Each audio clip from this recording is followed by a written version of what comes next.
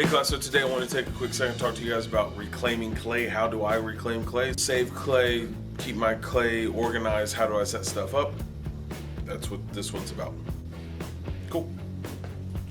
Now over here I've got my clay buckets. I got an assortment of buckets. I always ask my custodians at the end of the term, end of the year, when they're going to clean, strip all the floors, can you guys bring all the extra buckets to my room because I'm going to use them.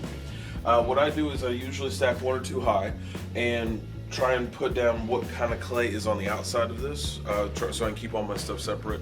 Low fire goes back here by the sinks, high fire goes in another section. I like to keep my terracotta in one section, keep my B mix in another section, so I get all those different clays so that I don't get mixed up, so everything looks nice and pristine as it's supposed to. But what I do is I set my buckets right in front of my sink, and inside of my sink I have a hose that I'll hook up to take water from the sink directly to the bucket.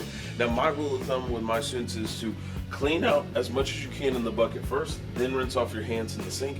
That way that we don't get clay trapped up in the pipes, and we can reclaim as much as we are using. That way we're being as frugal as we possibly can with our clay so that we're not letting any of it go to waste. Now another tip that I use is I put masking tape on the outside of my bucket so I can put on what kind of glaze this is. So I got a Cone 6 snow on brick, and it's a standard clay body, or this is the standard brand glaze that I bought, where I bought it from, the cone at which you're firing this color at, and then also what the name of the color is. Keep it in the bucket, lid on top, a little extra water in there just to make sure that everything stays nice and hydrated, so that when I go to whip it up real quick, it's good to go. Okay guys, so let's talk about mixing plaster real quick. Alright, so I got my tools up here from making plaster bats, or just plaster in general. Bucket for measuring, and what I like to do is I like to do a 50-50 blend of water to plaster. So on some buckets I'll have like little black marks I just did with a Sharpie just to make sure everything's the same measurement. Put my dry in first, dump my dry into my bucket, and then add the water into it after that. Once you have all your plaster set up, you got to mix it up. My two preferences in mixing are either this blender attachment that you attach to a drill. This one you get at Home Depot, it's like 10-15 bucks, but works great. I like this one a lot. This is really nice. Now the only downside to this is it is way shorter than my Jiffy mixer. I do like my Jiffy mixer better because this also aerates at the same time. Now you don't really want air bubbles in your plaster, but you might want a little air bubble into your glaze. Why do you want the air bubbles in your glaze? Because you want to guarantee that all of your chemicals are being reincorporated back into the glaze body.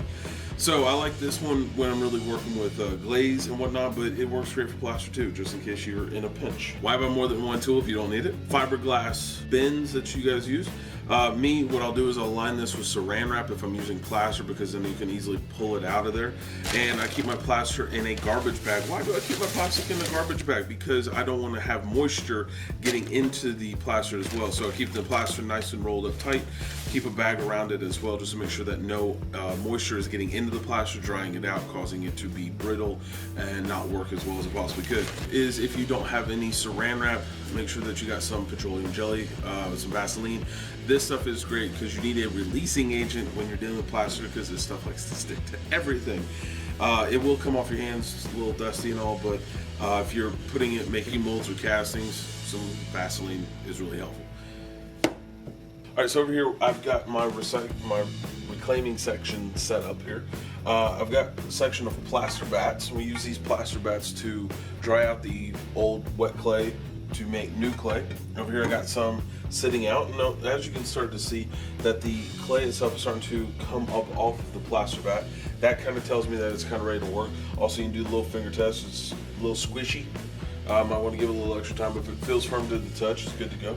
And it should all pull up at one little space. That's kind of my rule of thumb, is where if I can pick it up at one big chunk like this, collect it all together, toss this in a bag. This is good clay to use again for class. And you can stack them up. I don't usually like to stack more than 1 or 2 levels high. So like this is about as high as I go. Might put another bat on top to dry out faster, but I don't want to go higher than that just because the amount of weight that I'm putting on these bats, I don't want to cause them to crack or split. That's just bad stuff. Save clay.